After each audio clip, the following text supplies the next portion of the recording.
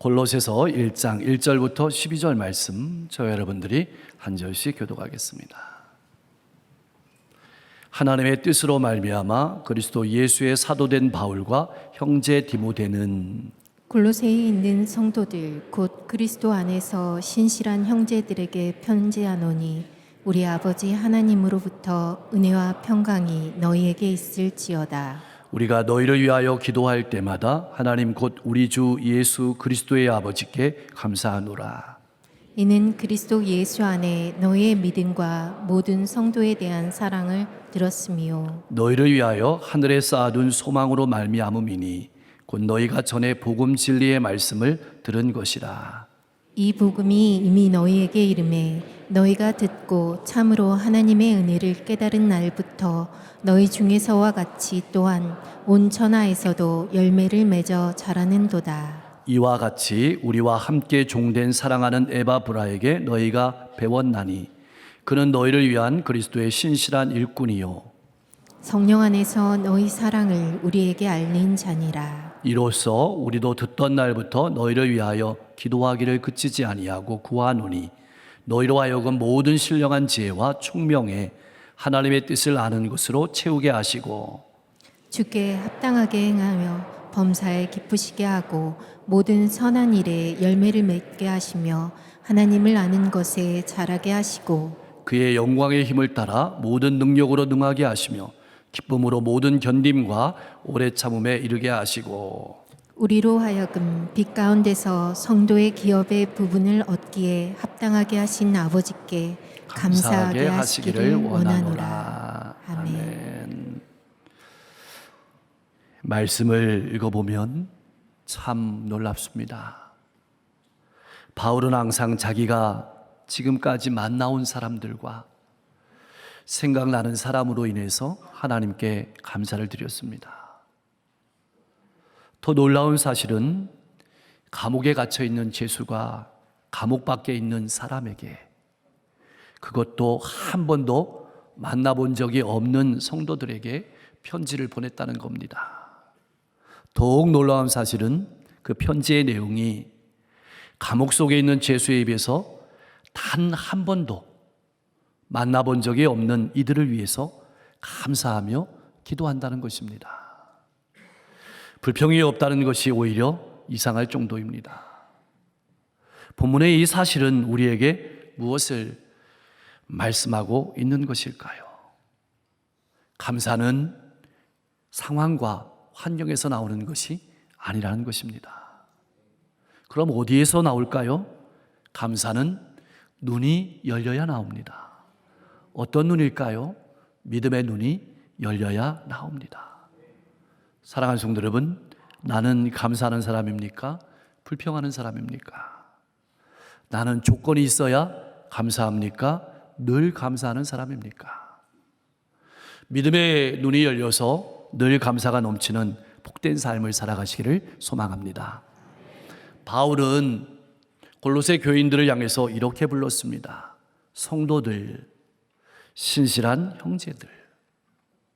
분명 거리로는 너무나도 멀리 떨어져 있지만 그들은 하나님에 의해 그리고 하나님을 위해 구별된 영적으로 한 가족이라는 뜻입니다. 배경이나 인종 또 인간적인 조건으로 보면 너무나도 차이가 있지만 복음으로 살아가는 영적인 한 가족이라는 친근한 표현입니다. 사랑하는 성도 여러분, 여러분은 모두 구별된 하나님의 가족임을 알고 이 자리에 앉아 있습니까? 이 자리는 하나님의 가족들과 함께 앉아 있는 자리입니다. 너무나도 귀한 자리입니다. 그래서 감사한 것입니다. 나는 함께 신앙하는 성도들로 인하여 감사하고 있습니까? 늘 은혜를 베푸시고 우리의 마음의 평안을 채워주시는 하나님께 감사하며 살아가고 있습니까? 그렇다면 바울은 무엇이 감사한 것일까요? 왜 감사하는 것일까요? 4절 말씀에 그 이유가 소개되고 있습니다. 그리스도 예수 안에 있는 믿음과 모든 성도에 대한 사랑을 들었기 때문입니다. 첫 번째로는 그리스도 예수 안에서 그들이 가진 믿음 때문에 감사했습니다. 둘째는 교회 안에 다른 성도들이 사랑함으로 열매를 맺었기 때문에 감사했습니다. 요즘 옥수수철입니다. 잘 익은 옥수수를 수확할 때 농부가 3개월 전에 뿌린 씨앗에 생명이 있음을 보여주는 증거가 되는 것처럼 복음의 씨앗도 영적인 생명이 있음을 나타내주는 열매를 맺습니다. 복음의 씨앗이 뿌리를 내리게 되면 우리의 삶에 반드시 나타나는 세 가지 열매가 믿음과 소망과 사랑입니다. 이 세 가지 열매는 우리 삶의 기둥과도 같습니다. 이 기둥이 잘 조화를 이루면서 우리의 삶은 하나님을 기쁘시게 하는 삶이 되는 것입니다. 먼저 우리의 마음에 들어온 복음이 뿌리를 내리게 되면 우리를 다르게 창조하게 됩니다. 우리는 더는 어제의 내가 아닌 존재가 됩니다. 지금까지는 내가 바라보는 눈으로 나를 바라보며 살아왔지만 이제는 하나님의 말씀을 통해서 하나님이 얼마나 나를 사랑하시는지 그 은혜와 사랑을 깨닫게 됩니다. 그리고 하나님께서 나를 바라보시는 눈으로 나를 바라보기 시작합니다. 그러면 우리의 인생은 새날이 밝아오게 됩니다. 우리를 그리스도 예수 안에서 복음은 울게 만듭니다. 그리고 웃게 만듭니다. 그리고 믿기 시작합니다. 그렇게 성장하고 성숙하면 사랑이라는 열매를 맺게 됩니다. 그런데 예수 그리스도를 믿는 믿음이 낳은 사랑이 낳은 열매에는 독특한 특징이 있습니다. 오늘날 우리가 부르는 유행가나 어떤 세상 사람들의 노래 입에도 사랑이란 말이 가장 많습니다. 그런데 그리스도의 사랑에는 특징이 있습니다. 그리스도인들이 하는 사랑에는 특징이 있습니다. 그 사랑은 자기를 중심하는 사랑이 아니라는 것입니다. 즉 내가 사랑하고 싶어하는 사람만 사랑하는 사랑이 아니라는 것입니다. 나를 사랑해 주는 사람만 사랑하는 사람이 아니라는 것입니다.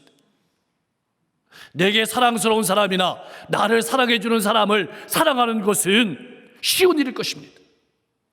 그러나 때로는 내게 아픔을 주고 나를 힘들게 하는 사람도 사랑하는 일은 예수 그리스도를 믿는 믿음이란 씨앗이 열매를 맺고 있다는 증거입니다.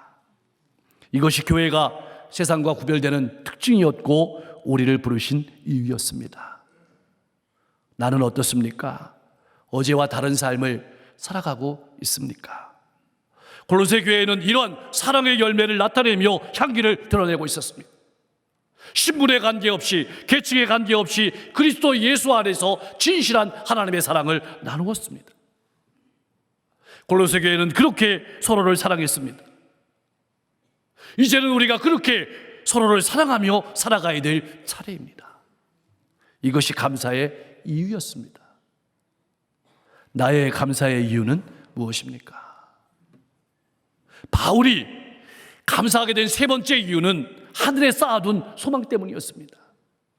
왜 사람들이 무너지고 왜 사람들이 낙담하게 되는 것일까요? 사방이 꽉 막힌 것 같고 아무것도 할 수 없고 더 이상은 희망이 없다고 단정해 버리기 때문입니다. 그런데 역설적으로 아무것도 할 수 없는 상황이 도리어 하나님께서 일하시는 상황이 됩니다. 하나님께서는 우리가 어려운 일을 당할 때 그냥 버려두지 않으십니다. 우리의 삶 한가운데로 찾아오시고 우리가 알지 못하는 기이한 방법으로 특별한 방법으로 살 길을 열어주십니다. 우리가 아무것도 할 수 없을 때 하나님께서 일하십니다. 우리의 아픔은 우리의 삶이 어렵고 힘들어지면 그 어려움 가운데 그 형편 가운데 우리의 마음과 우리의 시선을 빼앗긴다는 것입니다. 마음이 무너지고 인생을 부정적으로 바라보면서 낙심합니다. 나는 어떻습니까? 하나님께서 일하심을 믿고 소망 속에 살아가고 있습니까? 어떻게 골로새 교인들은 사방이 꽉 막힌 것 같고 절망적인 상황 속에서도 그러한 믿음과 사랑을 할 수 있었을까요? 그것은 바로 하늘에 쌓아둔 소망 때문이었습니다. 만일 여기 있는 우리 모두가 영광스러운 하늘나라에 대한 소망이 없다면 예수를 무엇 때문에 믿겠습니까? 그리스도인이 된다는 것이 오직 이 세상에서만 가치가 있는 일이라면 왜 핍박을, 왜 어려움을 견디고 인내해야 되는 것입니까? 이 말씀을 가만히 뒤집어 생각해 보면 왜 우리의 믿음이 흔들리는 것일까요? 왜 사랑에 주저주저 하게 되는 것일까요? 하늘의 소망을 바라보지 못하기 때문은 아닐까요? 기억하십시오. 우리에게는 영원한 하늘나라에서 예수님과 더불어 누릴 영원한 삶이 약속되어 있습니다. 예수님께서는 우리를 위한 하늘 소망의 기쁨을 가지고 십자가의 길을 참으시고 부끄러움을 개의치 아니하셨습니다. 그래서 히브리서 12장 2절 말씀은 이렇게 권면하고 있습니다. 우리 같이 한번 읽어보겠습니다. 믿음의 주요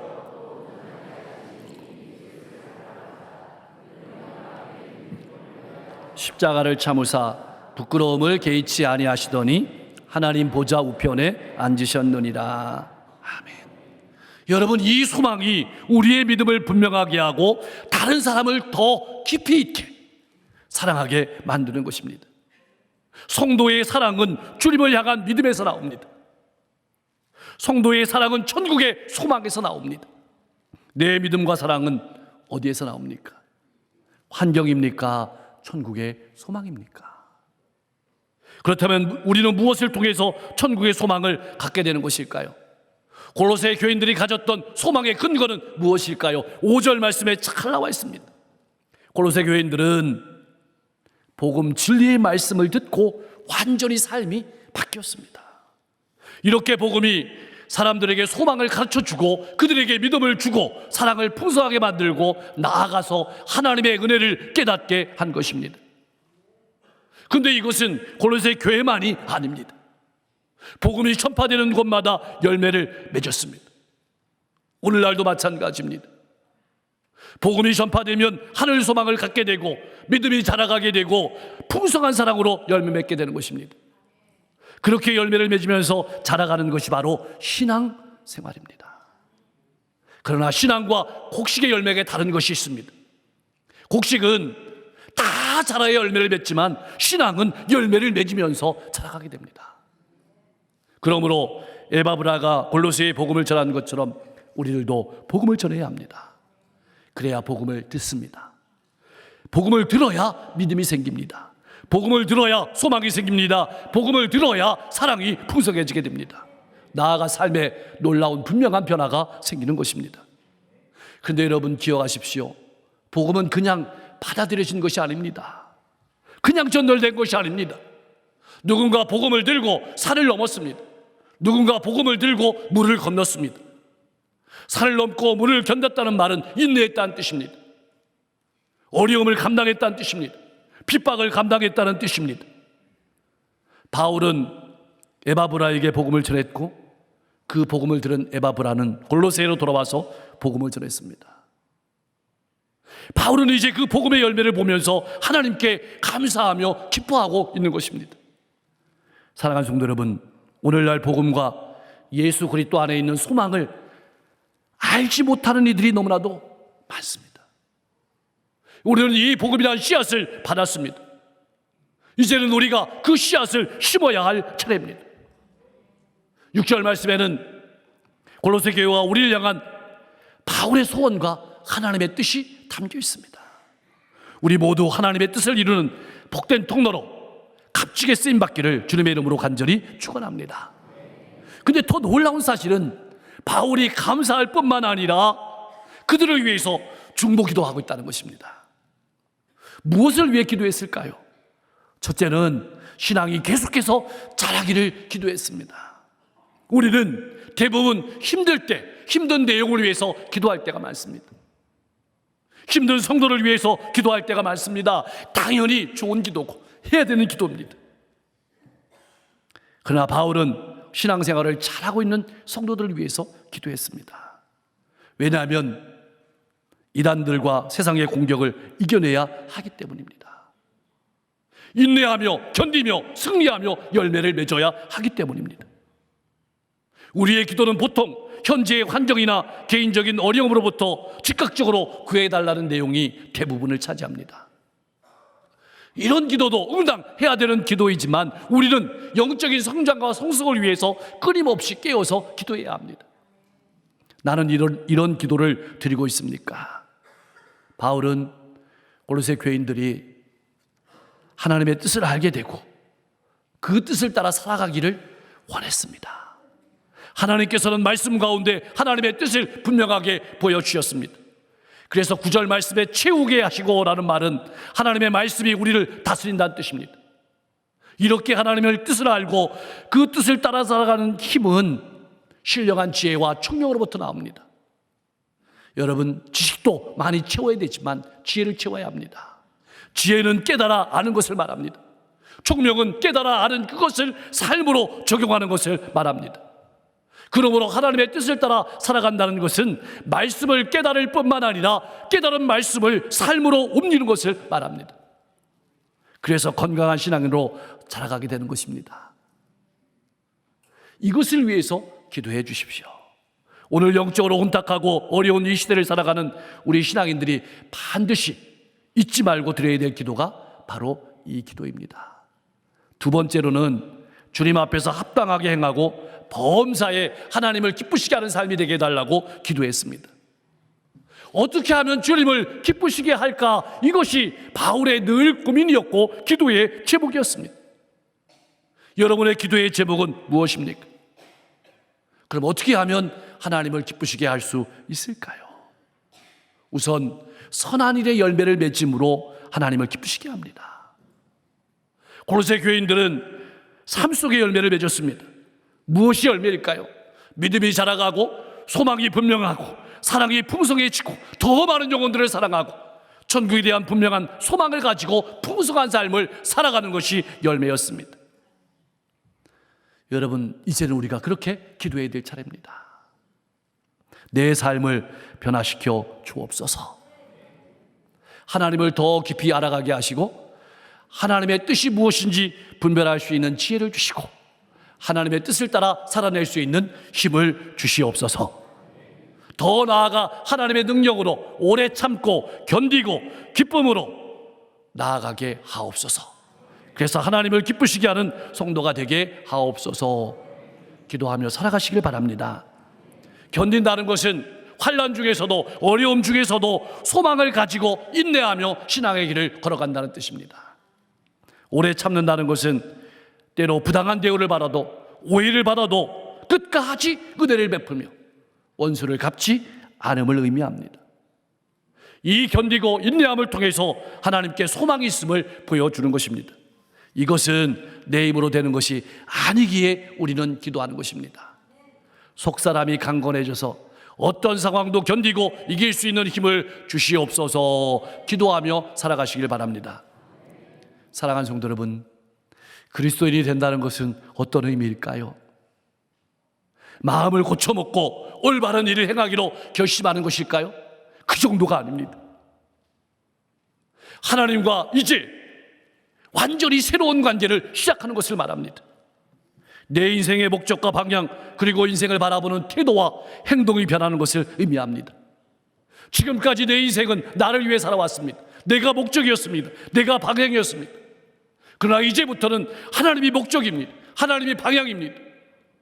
어떻게 하면 하나님을 기쁘시게 하고 하나님을 향해 열매 맺는 삶을 살아갈까? 이것이 성도의 고민이고 기도의 제목이 되어야 합니다. 사랑하는 성도 여러분, 오늘 말씀을 돌아보며 요약합니다. 첫째로 항상 감사하며 살아가시길 바랍니다. 언제나 우리와 함께 하시며 역사하시는 하나님을 바라볼 때 어떤 상황과 여건을 뛰어넘어서 감사할 수 있습니다. 두 번째로는 내 생각이 변하고 삶이 변하고 견디고 인내할 힘을 주셔서 하나님 나라를 위해서 쓰임받을 수 있도록 기도하십시오. 신령한 지혜와 총명을 주셔서 하나님의 뜻을 아는 것으로 우리의 마음을 가득 채우게 해달라고, 그리고 우리의 신앙생활이 성장하고 성숙해서 이 시대를 분별하며 살아가게 해달라고 기도하십시오. 우리의 삶이 선한 열매를 맺는 거룩한 삶으로 하나님을 기쁘시게 하는 삶이 되게 해달라고 기도하며 살아가십시오. 이렇게 거룩한 삶을 살아가다 보면 신앙이 자라가게 됩니다. 어떤 상황 가운데서도 낙심하고 주저하지 않게 됩니다. 견디고 인내할 힘을 하나님이 주셔서 더 풍성한 사랑을 살아가게 되는 것입니다. 왜 우리가 이렇게 기도해야 되는 것일까요? 세상은 늘 변하기 때문입니다. 무엇보다 내 마음이 강건해지고 삶의 사랑과 소망이 넘치고 하나님이 주시는 힘이 있어야만 어떤 상황 가운데서도 낙심하지 않고 하나님의 자녀로 건강한 삶을 살아가고 수많은 사람들을 붙잡아주고 위로하고 용기 주고 소망 줄 수 있기 때문입니다. 사랑하는 성도 여러분, 왜 우리에게 감사주의를 지키라고 하시는 것일까요? 신앙의 본질을 회복하고 감사의 삶을 회복하고 하나님의 자녀로 복된 삶을 살아가게 하려 하시는 것은 아닐까요? 오늘도 여전히 많은 사람은 낙담하고 절망하고 소망을 잃고 살아가고 있습니다. 이 시대 가운데 우리들은 여전히 하나님께서 일하심을 바라보고 나를 통해서 하나님의 나라를 확정해 가심을 바라보고 하나님의 은혜에 감사하고 또 앞으로 하나님의 뜻을 깨달아 알고 하나님을 위해서 열매를 맺게 해달라고 기도하면서 이 어두운 시대를 복음으로 불밝히며 살아가는 우리 모든 성도님들 될 수 있기를 주님의 이름으로 간절히 축원합니다. 기도하겠습니다. 믿음의 눈을 열어주셔서 늘 감사가 넘치는 복된 삶을 살아가게 하여 주시옵소서. 함께 신앙하는 성도로 말미암아 감사하게 하옵소서. 날마다 믿음이 자라가며 분명한 천국의 소망을 가지고 진실하고 거짓이 없는 풍성한 하나님의 사랑으로 사랑하며 살아가게 하옵소서. 하나님께서 나의 인생을 통해 일하심을 바라보며 소망 속에 살아가게 하여 주시옵소서. 흔들리지 않는 믿음을 주시고 믿지 않는 가족과 이웃들에게 복음의 씨앗을 심으며 축복의 통로로 복된 사명을 감당하며 살아가게 하옵소서. 날마다 건강한 신앙인으로 자라가게 하시고 하나님을 기쁘시게 하는 삶이 되게 하옵소서. 항상 쓰임받는 성도로 살아가게 하옵소서. 새로운 7월을 열어주시니 감사합니다. 우리 성도님들의 7월에 기도하고 계획하는 모든 일들, 또 어제부터 시작된 교육부의 여름 사역들이 풍성한 열매를 맺을 수 있도록 복내려 주옵소서. 무더위가 지속 중에 있습니다. 성도들 영육간에 강건함으로 지켜주시고 메마른 이 땅을 은혜의 담비로 촉촉히 적셔주시고 생명의 담비로 촉촉히 적셔 주시옵소서. 우리 성도들의 삶이 날마다 성장하고 성숙하는 건강한 삶이 되게 하시고 성도들의 가정이 날마다 찬송의 소리가 울려 퍼지는 행복한 가정이 되게 하시고 그런 성숙한 성도가 가득한 우리 교회가 건강한 교회로 이 지역과 시대 가운데 복음의 통로로 복된 사명을 감당하게 하옵소서. 지구 곳곳에 전쟁이 있습니다. 기근이 있습니다. 재난이 있습니다. 분열이 있습니다. 고통이 있습니다. 하나님 평화를 주시고 상생을 주시고 화합을 주시고 일치를 주시고 미래를 열어 주시옵소서. 오늘도 육신의 질병을 가지고 나온 성도들이 있습니까? 하나님 능력의 손으로 만져주셔서 깨끗하게 치료하여 주시옵소서. 인생을 새롭고 힘있게 하여 주시옵소서. 마음의 고통과 무거운 짐을 가지고 나온 성도 있습니까? 마음의 무거운 짐을 주님 맡아주시고 그 마음의 평안함으로 가득 채워 주시옵소서. 인생의 문제를 가지고 나온 성도 하나님 인생의 앞길이 활짝 열릴 수 있도록 하늘의 문을 열어 주시옵소서. 오늘도 복음을 들고 한 영혼 한 영혼에게 다가가시는 선교사님들의 발걸음을 기억하시고 저들이 가는 곳마다 복음으로 수많은 영혼들이 생명을 얻고 수많은 영혼들이 소망을 가지고 사랑하며 살아갈 수 있도록 복내려 주시옵소서. 예수 그리스도의 이름으로 간절히 기도하옵나이다.